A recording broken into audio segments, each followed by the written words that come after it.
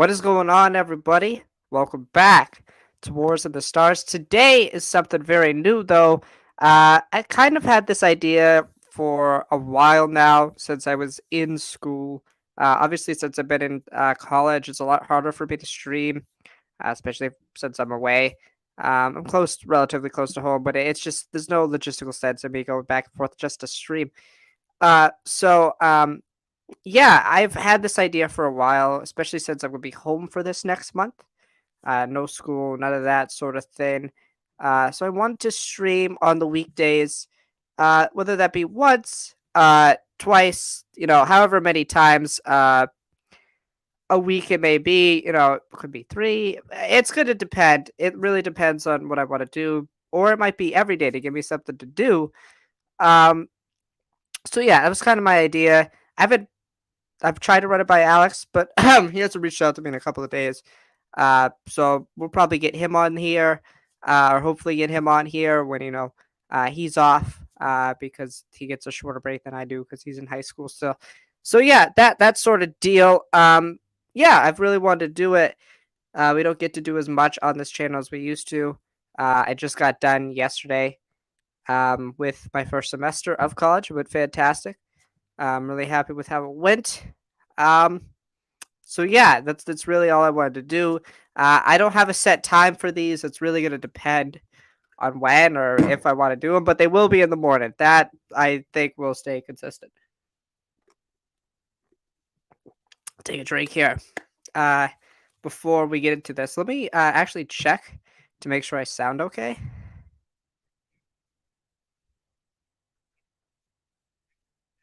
Yeah,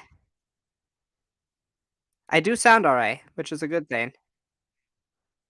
Um, So yeah, that's good. That's good that I sound alright. Hey, what's up, Derpy 501st? How's it going, man? Welcome to the stream. Welcome to the morning stream. Appreciate you coming out. Um, so yeah, let's get right into it. We got a couple of stories to talk about, or I think, yeah, a couple stories. I'm actually one of the few DC fans that's happy that a complete reboot is happening. Well, we'll get into that, Derpy. We'll get into that for sure. Um, I'll give some of my thoughts on it. But first, um, by the way, my Wi-Fi is being a little choppy right now, so if the stream goes out, let me know. Or if I don't look great, that's why. Um, so yeah, actually, I probably should check that. It's gonna be choppy, isn't it? Yeah, I don't know what's up. That's weird. Um, yeah, I just don't look great. I just don't look great. Whatever. Yeah, so let's go to the first story. So the first story I want to talk about is the fact that Cavil is out as as Superman. So this was shared last night. Uh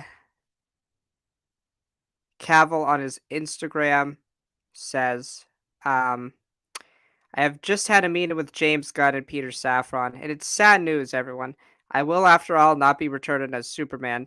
This comes on the heels of him literally, not even 2 months ago, a little under, um, 2 months actually, probably about a month and a half. He announced, "I am returning as Superman," after he was in the post-credit scene of Black Adam. He says, "After being told by the studio to announce my return back in October, prior to their hire, this news isn't the easiest, but that's life.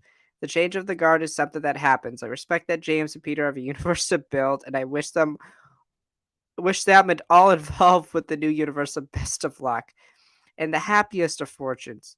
For those who have been by my side through the years, we can mourn for a bit, but then we must remember Superman is still around, everything he stands for still exists, and the examples he sets for us are still there. My turn to wear the cape has passed, but what Superman stands for never will. It's been a fun ride with you all. Onwards and upwards." Um, you know, I think that Cavill is one of the best casted superhero characters of all time. We go with Robert Downey Jr. as Iron Man. I think Ben Affleck is the best casted Batman. Chris Evans obviously is Captain America. Like, there's some characters that just can't be played by somebody else. You know? Um, so it's very difficult, especially since he's in what? He's in the Justice League, he's in Man of Steel, he's in Batman v Superman. He's very sparsed out and not used to the best of his abilities. I think Man of Steel is a really good movie. Um so yeah, this is just it speaks a lot to what DC has been. The fact that 2 months ago he was told by the same studio, "You're coming back." Again, I know the guard has changed. I know Saffron and Gunn are running the show now, but it's just very fascinating. No, on this show we talk a lot about Star Wars. We talk a lot about Lucasfilm. Lucasfilm's pretty poor in their decision making. This one's just nuts. Um, and we'll get into more about what Gunn said later, but I wanted to first start off with the Cavil thing. Because Cavil is Superman to me. Cavil is Superman. And I'm sure whoever else takes the role will do fine. I'm sure that Gunn and Saffron will make the right choice when it comes to who's playing Superman, especially since it seemingly seems that Gunn understands the importance of the character and understands that he is the pillar of the DC universe. Superman is the most important comic book character of all time. Marvel and DC. I think that's very easy to argue. Gunn understands the importance, but I think Gunn misses the fact that I think Cavill is the perfect Superman. Like, I understand that Gunn wants to go in this direction where you get to tell a young Superman story. It's going to be like an origin or very similar to an origin. And you don't want to have Cavill doing it, which I completely understand. But at the same time, I think Gunn has to realize that, yeah, I understand that he's been playing Superman since 2013, but he's been in 3 films. He's been in 3 films in 10 years. It's not like he had a Robert Downey Jr. Iron Man type of role. He was in 3 films. He was in one in what? 2013? When did Batman v Superman come out? 2016? That Justice League 2018? He hasn't played Snyder Cut, but the Snyder Cut is just extended footage of the Justice League. So, like, 3.5, I guess I could give you over a 10-year period. That's not common for a comic book character, especially of the stature that Superman is to the Justice League and to the DC as a whole. I get it. I understand the decision. You want a young Superman to play the character, or you want a young Superman, and Cavill can't do that. But man, I think Gunn misses the mark. I think just Gunn misses the mark. I don't think you're going to find somebody that's going to play as good as a Superman as Henry Cavill and is going to resonate as much as Henry Cavill did, man. Cavill is such a perfect cast. You think about this. The big 3 of the DCEU. Gal Gadot is Wonder Woman. A fantastic casting. Ben Affleck as Batman. When you envision Batman, I envision Ben Affleck. That's me. I envision Ben Affleck. Henry Cavill is Superman. That is Superman. Henry Cavill is Superman. So, and all 3 of them are done. I think Gunn missed the mark. I think you could start the universe over, but they can play these characters still, because if Gunn does it right, and you already have the perfect casting, it's boom. It's a bang. You make billions of dollars, right? You become the new Marvel, because I think DC has a perfect opportunity here. I think Marvel's in a phase where they're going to be very stagnant. I don't think Marvel has shot all their bullets yet, but hell, they've shot a lot of them. DC hasn't shot anything. right? DC is in this position to go on a 10-year run, to dominate. DC has cooler characters, if we're being honest here, to utilize. They've got better characters to utilize. Better characters to utilize for the next 10 years. The only argument Marvel has is the X-Men, right? I think Gunn just missed the mark. I think he's close. I understand his rationale. If we're going to do this all new, we got to have all new people doing it. But I think you could have done it. We're going to start new with new stories. But we're going to pick the people that were right for the role from the start and give them better stories. Now, I'm not saying everybody had to stay, right? Ezra Miller was certainly not going to stay as the Flash, no matter what. So, in all, I think losing Cavill is a mistake. As Superman, we'll get into Gunn's tweets later about his meeting with Cavill.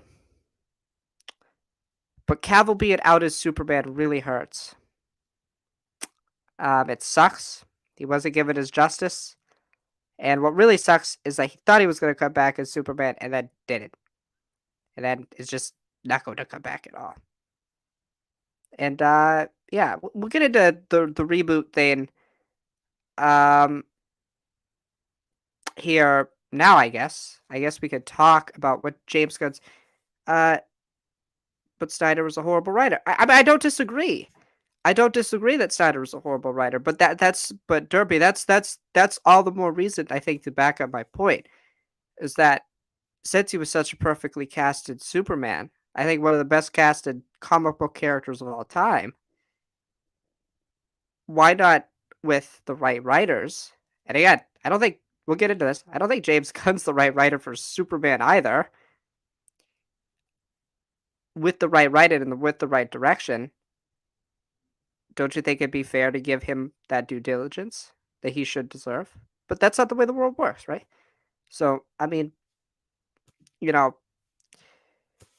I don't know. It's tough to see Cavill gone, like officially gone. But like, who knows at this point? We've said that like 15 different times. It feels like so. Cavill he's 39. If you want a legit universe, he should be. Yeah, I get it. No, I get it. I get that he's 39. I get it. It's just you can't just say that. I get it, but it's tough. All right, so this is what James Gunn had to say, and I want to start off by saying this. I love how transparent James Gunn's being about this. You don't get this very often, right? With Star Wars, it's like we don't know anything that's happening. With Marvel, it's a lot better. Marvel is pretty transparent about the stuff they do. But this is the most transparent any studio exec has really ever been. Like, he's telling you stuff before it's happening. Which I really appreciate. And he's been very transparent since he's taken over as the head of the DC studios. And it seems like that their plan is ready to go. So, yeah, let's read the tweets. Peter Safran, and I have a DC slate ready to go, which we couldn't be more over the moon about. We'll be able to share some exciting information about our first projects at the beginning of the year. Among those on the slate is Superman. In the initial stages, our story will be focusing on the early part of Superman's life, so the character will not be played by Henry Cavill. There we go. There's Gunn officially saying it. But we just had a great meeting with Henry, and we're big fans, and we talked about a number of exciting possibilities to work together in the future. Somebody asked, being a part of the slate, I assume it's a movie. Gunn confirms, yes, it will be a film. Are you writing/directing? I am writing and have been for a while. We don't know who's directing yet. Okay. Please tell me this isn't an origin film. No way. Could Ben Affleck direct? Met with Ben yesterday precisely because he wants to direct, and we want to hire him to direct. Just have to find the right project. Interesting. All very interesting. I want to first start off with the fact that we know that they have a plan. It's done. It is set in stone. Safran and Gunn have a plan.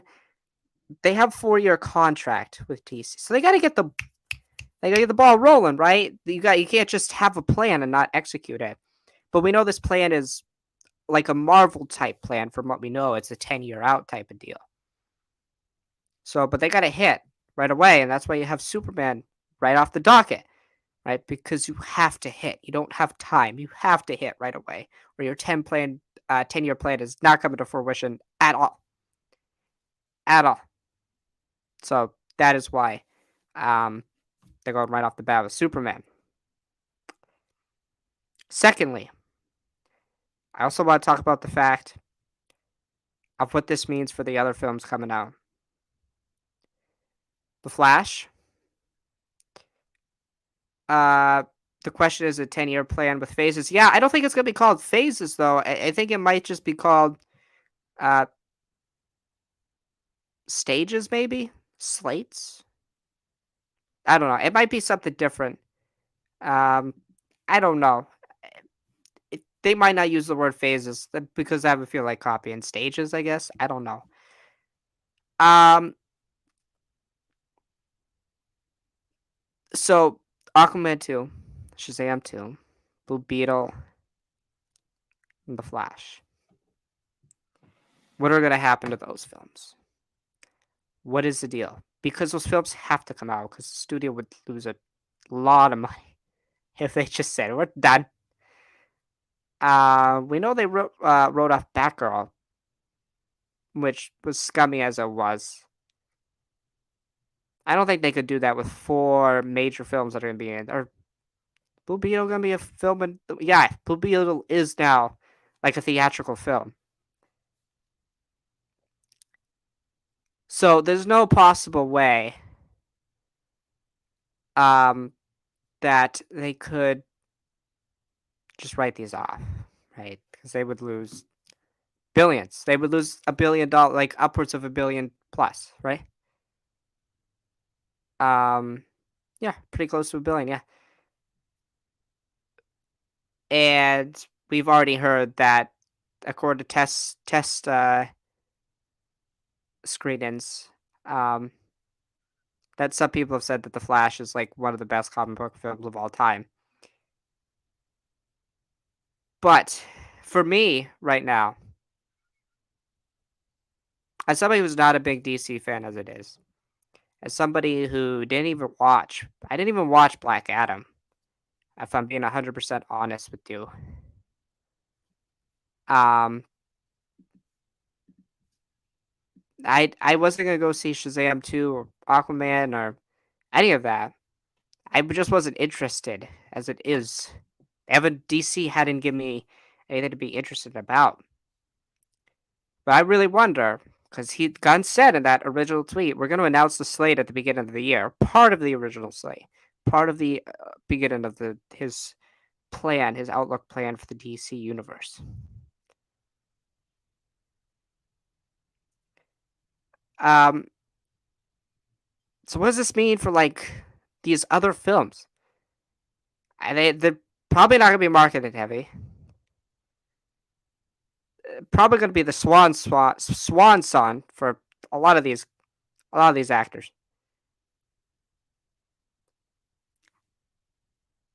How do you market films that in a film cinema world that revolves around them being connected, that within a year are not going to matter? How do you get people intrigued? It's going to be so fascinating to see how DC and Warner Bros deals with this. Right, because James Gunn is not going to outwardly say you don't watch these films, because these films, they need to make a profit after all. They're a risk. They're a risk. They're a financial risk you go in taking. You don't just make films for the fun of making films. When you're Warner Bros, you make films to make profit. It's like the whole point of making a film. It's like the whole point of doing anything. You make something, you want to make a profit. You don't just do it for fun. Sure, it may be your hobby. You may love to film make, but you have to make money off of it. You eternally understand that. But it's gonna be very interesting to see how does DC handle this, because they're not gonna outwardly say these movies aren't gonna matter. How do they tippy toe around that? How do they tippy toe around that? right? Because we as an audience know they're not going to matter within a year. They'll be very insignificant. There's a lot of these films are done. They're completely done. So what are they going to do? They can't like go and reshoot like the whole film. So James Gunn and Safran are in a box with these next 4 films. Um, I saw somebody, because Safran is producing Shazam too, that there's a possibility that Shazam could stay. But I don't even think that. I don't think that Shazam's going to stay. I don't think Shazam 2 is going to stay because they were clearly setting up a Black Adam and Shazam thing to happen. They were clearly setting up Shazam and Black Adam to fight after Black Adam fought Superman. That's very clear. That was very clearly what they were going for. That can't happen now. That can't happen. I think it's very unlikely that Shazam stays. Blue Beetle? I think Blue Beetle could stay. I think that'd be kind of a slap in the face if you didn't let Blue Beetle stay, if we're going to be honest. It's pretty insignificant. But then again, if Gunn and Safran want to start fresh, they're going to start fresh. They're going to say that shit did not matter. They're going to say that didn't matter either because you can't pick and choose. I think that's what Gunn and Safran are going to say. We're not going to pick and choose.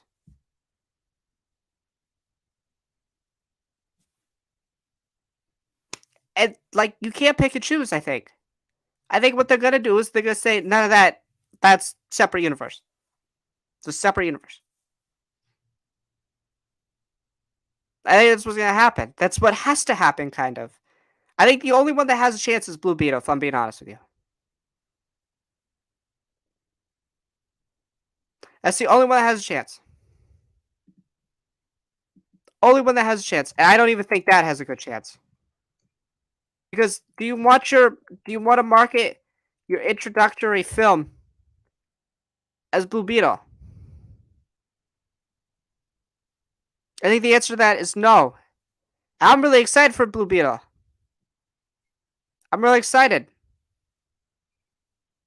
Because they made this film, they made this into a film just for cinema. This was originally going to be on HBO Max. They had a lot of faith in this project.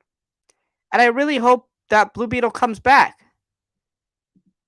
Because I kind of think that's a disservice if you just have Blue Beetle and be like, yep, Blue Beetle's done. I'm not going to have Blue Beetle for a while. Aquaman, Momoa's played the character. Right? This will be Momoa's second Aquaman film. Be his third film. Third, 3.5. Like how Snyder cut.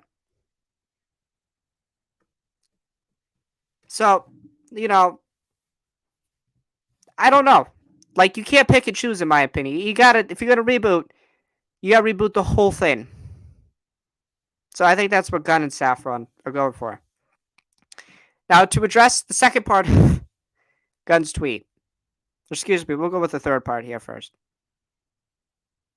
We just had a great meeting with Henry. We're big fans, and we've talked about a number of exciting possibilities to work together in the future.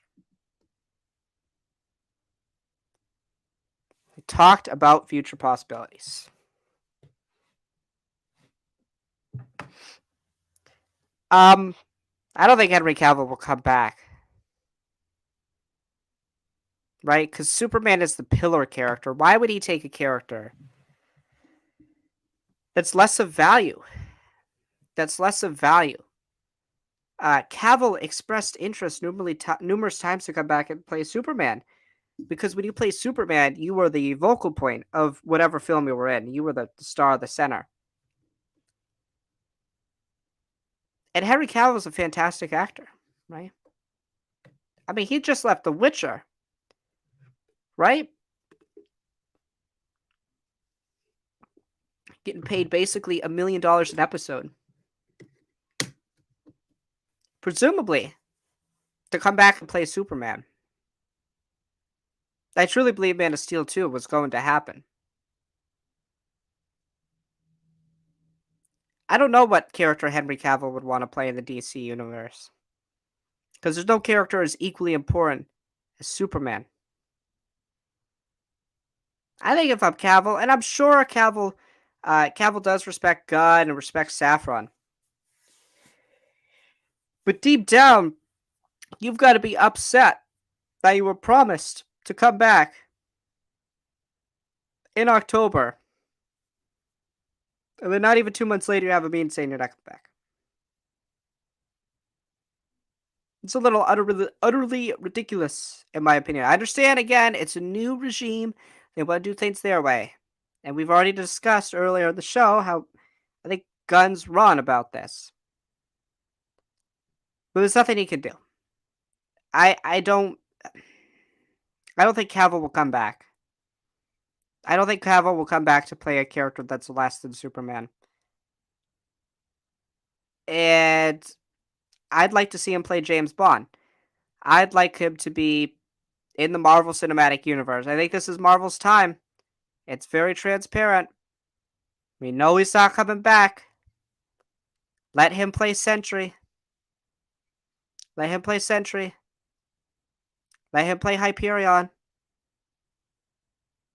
Like, let him play one of these dope characters you're going to introduce here. And have him be the Superman equivalent. Or the evil Superman equivalent. Wouldn't that be awesome? You'd get him in Marvel. And you get him playing a Superman equivalent character. And DC could see what they're missing out on. Because again, I think this is a miss by Gunn.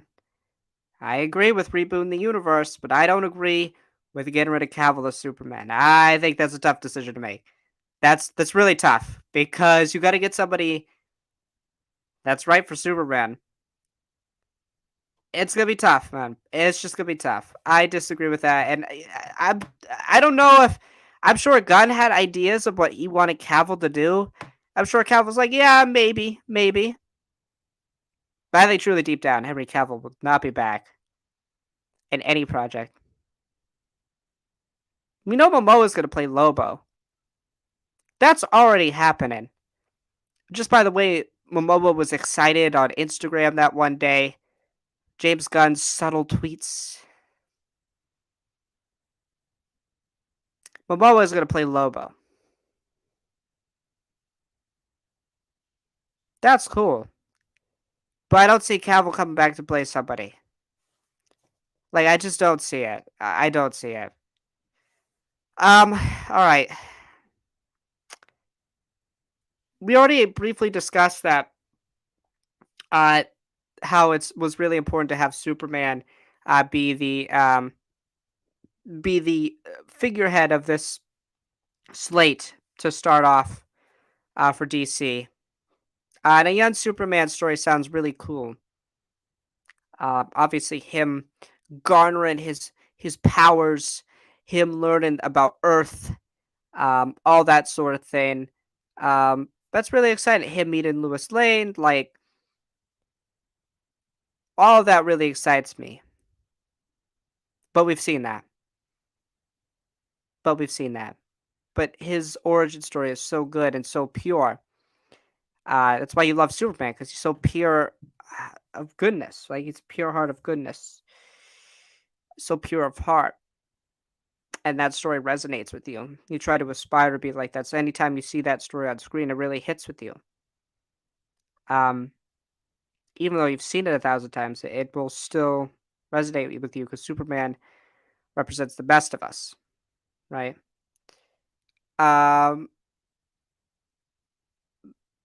Yeah. So I'm excited that Superman is going to lead off the fray for this new universe because that's the right way to do it. He's the most popular character. I do Superman. Gunn says I am writing and have been for a while. We don't know who's directing. I'm not a huge fan of James Gunn writing a Superman film.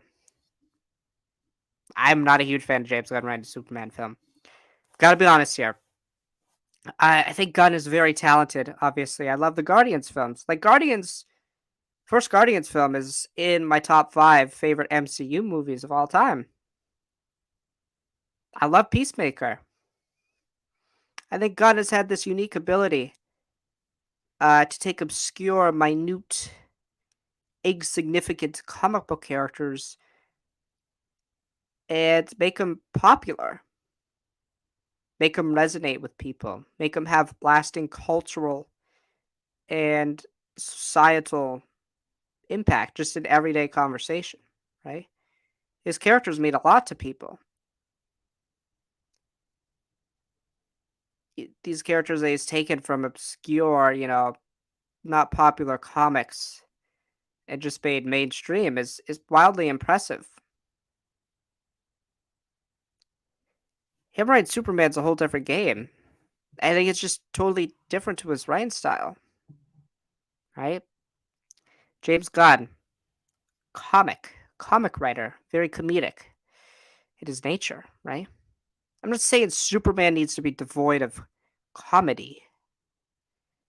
I'm just saying it's a different type, right? It's a different type. It's not in your face like it is with the Guardians or like with Peacemaker. I'm not saying he's incapable of writing a good Superman story. I'm just saying he's not my first choice. But I'm not loving the decision there. Because with Superman, you got to write a story where society around doesn't necessarily feel threatened, right? They're in awe of this figure. But at the same time, there's the part of society. And I think this was what Snyder does a good job with Superman, is we understand the ramifications of this alien goes rogue, right? We're not threatened by him necessarily because we see he's pure of heart. But there are moments in Man of Steel and Batman v Superman where we say, hey, even though this guy is pure of heart, pure of goodness, there's destruction that he may lead us to, either from himself or from his enemies. Right? That's what Bruce recognizes in Batman v Superman, right? So, Gunn has to balance that. And I worry that Gunn might go too pure of heart or too much on the nose with the fact, oh shit, he might turn at some point. Right? It's a balancing point. It's a balancing point. It's a balancing point. Gunn's really good with comedic characters. Gunn's really good with out of the box, out of this world characters. There's already a stigma. There's already an aura around Superman. You can't go too far outside that box because you go too far outside that box, and you're like, this is not Superman. Right? It's gonna be a delicate balance for Gunn to balance his out of the box style of writing, his comedy, with a mainstream character that already has this aura, already has this fixation, audience, norms, values around him. Because the Guardians didn't have that. Peacemaker didn't have that. He was pretty much free reign. Doesn't have that free reign now. How does he balance that? Because he can't go too far out of the box. Because then you start to look like you're reaching, right? And you can't also just copy what everybody else did, right? You still have to have a little bit of you in there, because if you don't have enough of you in there, it's just bland. So I'm really curious to see how Gunn does with that. Again, not my first choice. Not my first choice at all to write a Superman story. And it's interesting if he's like, I want to write Superman. I understand he loves the character. Is there, a thing in his head where he's like, hey, I've done a lot of these obscure, non-mainstream characters. I want to do a mainstream character. I wonder if that's part of it. I really wonder if that's part of it too. So yeah, I don't know. We'll see. It's gonna be very interesting though. Be very interested to see how he plays it, but I don't know. It's just not my first choice. It's a good writer, but I don't know, man. Just not my first choice at all. And then he mentions obviously Ben Affleck possibly to direct. We discussed a little bit about Affleck earlier. Really curious, really interested. He obviously wants to keep the people from the previous regime that he likes involved. But if you want to keep him involved, have Ben Affleck be the Batman of that universe that you're running. Yesterday there was a story that they were considering um, having Gunn's universe, having the main DCEU be within the Batman universe, Pattinson, and Gunn denied that. And I'm glad that we're going to keep that separate. You can bring Pattinson in later when we do these crazy crossover multiverse type of events when we're at the stage that Marvel's at. They're not at that stage. But if you were going to do a Batman in Gunn's universe, it should be Ben Affleck. I don't care that Ben Affleck's going to direct a film. I'm going to be honest with you. I don't care. I want Ben Affleck as Batman if he's gonna do something with DC. So he's kind of understands it. He understands this dichotomy, but it's tough. It's tough. It's tough. Me and Gunn are thinking differently, but he's ultimately in charge of making decisions. And I think I want to say this. I'm glad they're rebooting the thing. I'm glad they're rebooting it. They're starting fresh, and I think Gunn and Saffron are gonna be perfect together. And I think this is gonna work.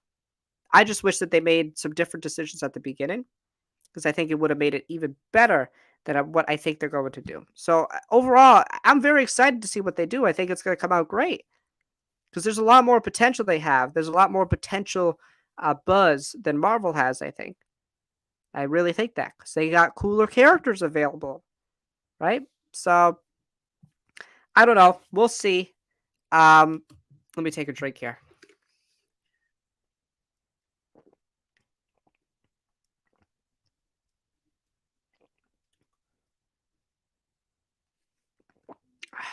Okay. Well, that's it for the DC news. So now we're going to move into some interesting rumors about Skeleton Crew and Ahsoka. So this comes to us. Ooh, I don't want to do that. This comes to us from Jason Ward over at MakingStarWars.net. So Jason, the article titled here is Wild Rumors Step Picks. Star Wars Skeleton Crew's Ahsoka Connections. You can watch a video here talking a little bit about that. Rumors. He says, I thought it might be fun to share a lot of rumors I have heard from Skeleton Crew and Ahsoka. A lot of this stuff is grounded in very legit story details, and some of it is a bit murky or unverified. It seems that these shows are building towards the event as the show culminate in a larger narrative when watched together. People who want new Star Wars set in new places with new ideas will likely dig a lot of this information. I really like that.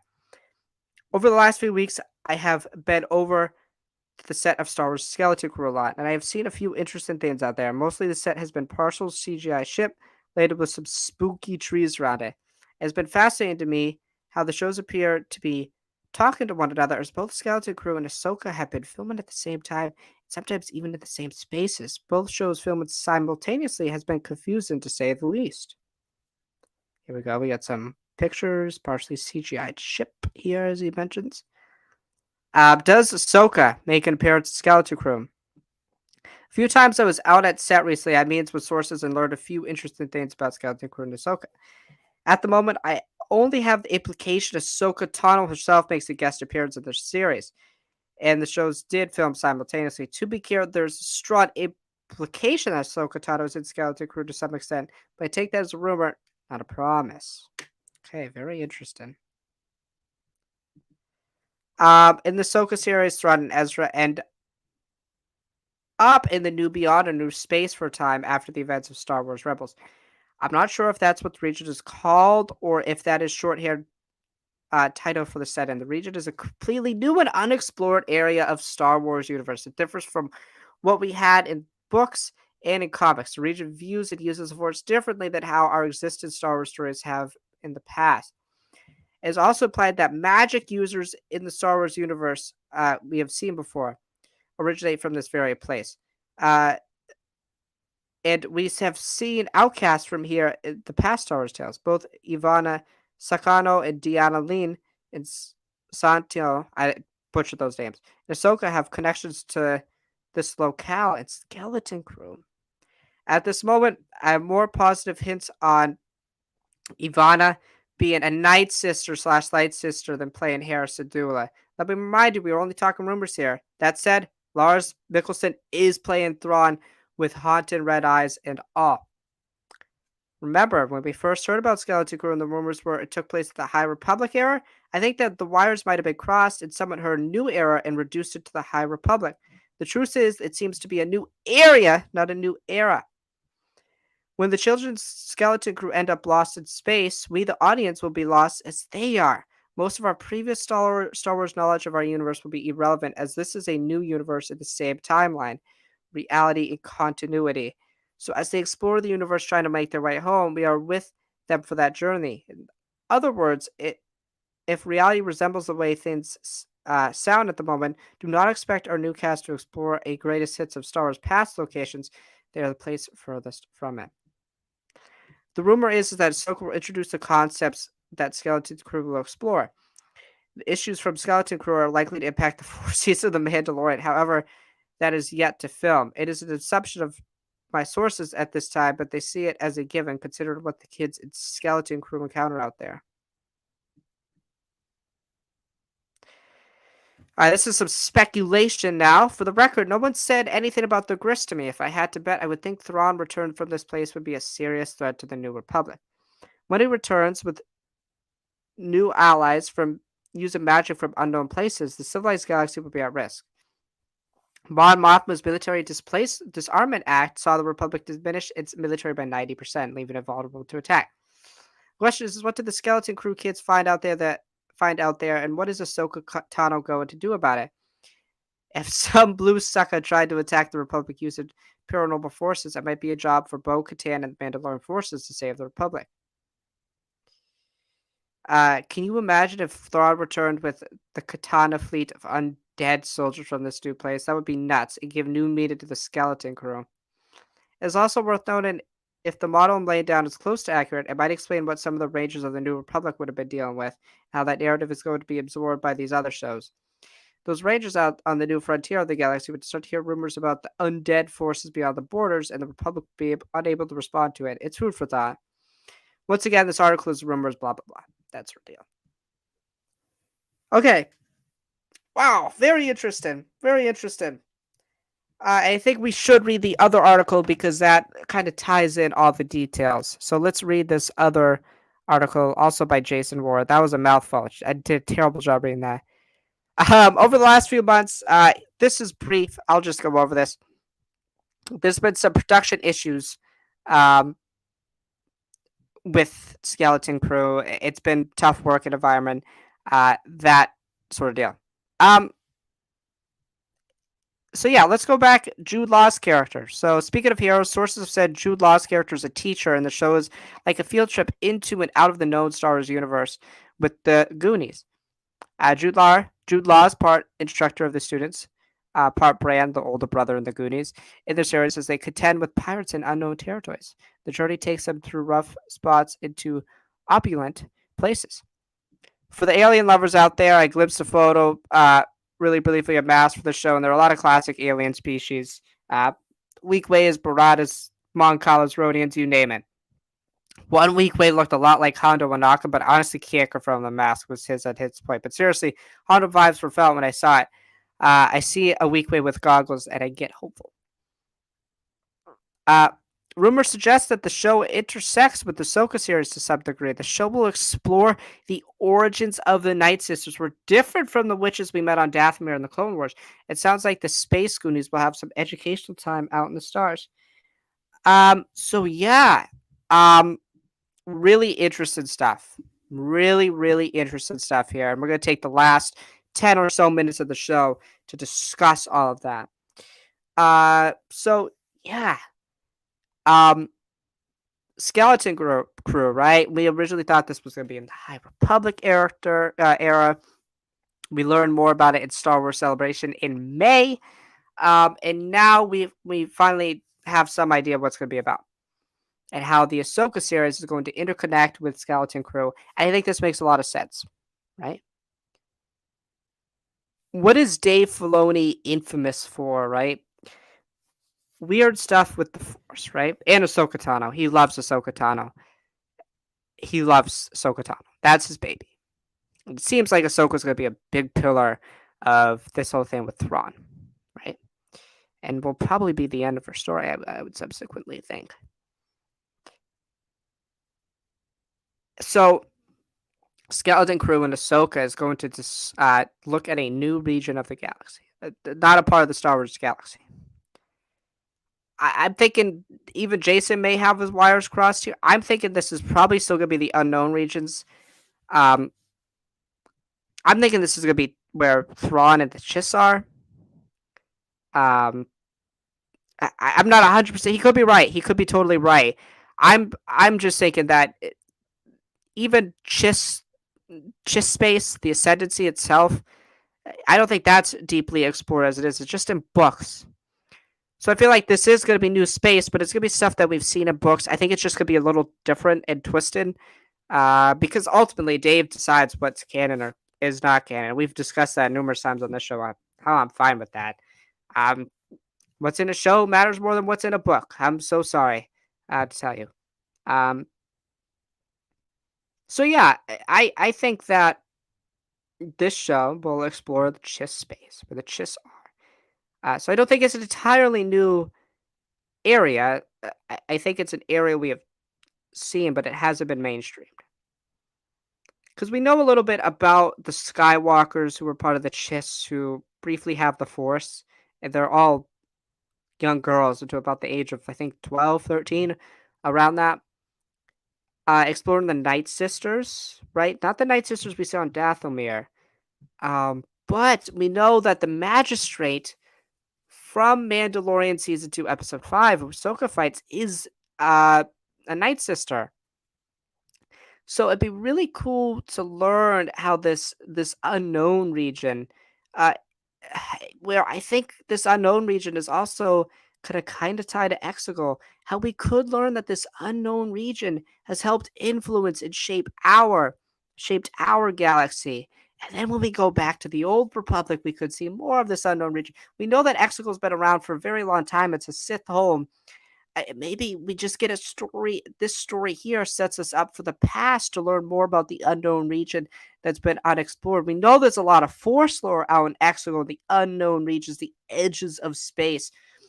And we can learn how that's influenced our galaxy and how that unknown region is now no longer in existence. But we can see how that unknown region has kind of worked its way back up, and Thrawn is utilizing it to try and fight this new region, try to fight the Republic and garner freedom for the Chiss, right? Because I think it's ultimately going to go back to the fact that Thrawn wants the Chiss to be protected, wants the Chiss to be elite, right? And again, I don't think it's going to be the Grisk or anything. I think they could play their way somehow into this. But ultimately, learning about this magic out there that has helped influence our galaxy could be really cool. It could be really ancient magic. It could be why the Sith were in Exegol. We could learn all of that stuff, and it could help tie in even to the sequel trilogy with Exegol, like I was saying. It could help tie to the past when we go back to the past. I see the plan here from Dave Filoni, and it also allows you to have this epic story in between the original trilogy and the sequel trilogy, but you don't have to have the Empire, right? Again, there were some things I don't know. I can't connect the dots with everything. Why does Gideon walk Grogu? Well, that could be for, the Empire, right? That could be for Sidious, right? We still don't know that 100%. That could still play its way into the story, right? We could have all of this taking space in the unknown regions. This could be a big reason why Luke is so obsessed with finding Exegol, right? So the big players we feel like in the story would be Thrawn, these Night Sisters that have influenced our Night Sisters from Dathomir, right? These magical users. I feels like they're adapted some of the stuff with the Yuzon Vaughn, right? But just not making them as strong and powerful. Uh, and the Yuzon Vaughn didn't have the Force; they were just resistant to the Force, right? And Dave Filoni does a perfect job. And I think it would probably be appropriate time for me to go back and watch the Mortis arc and everything about the Night Sisters, right? And even the World Between Worlds, right? Because what Dave does so well, and I'm not a huge fan of the World Between Worlds, but I appreciate its execution because Dave does such a fantastical job with the mystical side, like the freaky, mystical, out of this world side of the Force, added depth, added layers to the Force. And if this is true, where we can find out the origins, even of the Force, right? We know a little bit about that from the end of Clone Wars, but even adding more context to it, even making our minds try to figure out and learn uh, what this universe really is. How did this galaxy form? How did the Jedi get here? And learn that really it's not from our galaxy, it's from the outside galaxy. And it would make a lot of sense as to why we find a lot of ancient relics like Exegol in this unknown region. So, again, I think Jason might not be 100% right. I don't think his sources might be 100% right. I think this is still the unknown regions, still where Exegol is. It's just a different part of it that's not really been explored. And it's going to give us an added context as to why and how our galaxy operates. It's going to give us an added context of what the Force is and the wills and all of that sort of thing. Where did they come from? And it's going to maybe even tie into stories we get earlier in the timeline, like in the whole Old Republic, like even in the High Republic, early stages of the High Republic. It's like, why is that unknown region not known now? And we can learn about how the old Sith and the old Jedi used to utilize that and then mitigated or migrated, immigrated into this new galaxy. Uh, but as the old ways in this old region started to die out, and presumably the new galaxy became oblivious to it. And again, it could just add into why the Sith went to Exegol, went to the unknown regions, why the Jedi even were in the unknown regions. Why did the unknown regions become unexplored again, right? Just kind of the idea of history being erased, and then the whole idea of us learning about the origins of the Force and how the Force really came from not our galaxy, but a totally different, separate part of space, and is now trying to reemerge. And Thrawn's going to utilize that to try to take over our known galaxy. That sounds really, really fascinating. And it could also tie into the fact of why Luke wants to go to Exegol, why Luke wants to explore the unknown regions, why he's so captivated by that, and why he's so fearful that Palpatine is out there. Uh, and it could really tie into the fact that the New Republic and everybody else is oblivious to the fact that Palpatine is still out there because they could assume that the threat's been mitigated. We defeated the most powerful thing left in the unknown regions when really it's Palpatine. So there's a lot of ways this could go, and I'm really excited to see how this all ties in with the Mandalorians, with Mando himself, Boba, Ahsoka. Really excited. I'm really excited to see the Skeleton Crew and go on this magical mystic journey. And again, not all the pieces of the puzzle are connected. But as we get deeper into this Mandoverse, it's going to be really, really, really exciting. Um, Again, we got the Mandalorian season 3 right around the corner. We got Ahsoka this year and Skeleton Crew. So all these pieces are going to start to come together, and then I think it's finally like my final prediction here is going to culminate with Thrawn, with the Chiss, with maybe Ezra leading this mystical army of Night Sisters, of these magical Force users we've never seen before that have been around for longer than our known Star Wars galaxy, trying to come back and re-emerge and teach the ways of the old Force users in this unknown region. That could be a really, really cool concept. With them facing off against the Mandalorians, with Han Solo. We saw Harrison Ford DH. There's no reason you can't bring him back as Han Solo. With Princess Leia, maybe. With Luke Skywalker for sure. Grogu, Bo-Katan, Mando, Ahsoka, Boba. This epic, big, massive battle that takes place in between the original trilogy and the sequel trilogy, and then it leads us into the sequel trilogy and why Luke is so fascinated with Exegol, with all of that sort of thing. A young Ben Solo, even. Hell, there's a lot of possibilities here that are making me really, really excited. And it's going to be really cool to learn more about the Force, because when you think you know everything about the Force, you really don't. I think this Mandoverse, when it's going to be all said and done, is going to be people's favorite piece of Star Wars 100%. And I'm really curious to see what Dave is going to do, because we know Dave has a big part in Ahsoka, but seemingly has a big part with Skeleton Crew as well. So that's going to do it for this morning stream. We may be back tomorrow. We may not be. But as always, may the Force be with you, and may you stay burdened with glorious purpose. Peace out, everybody.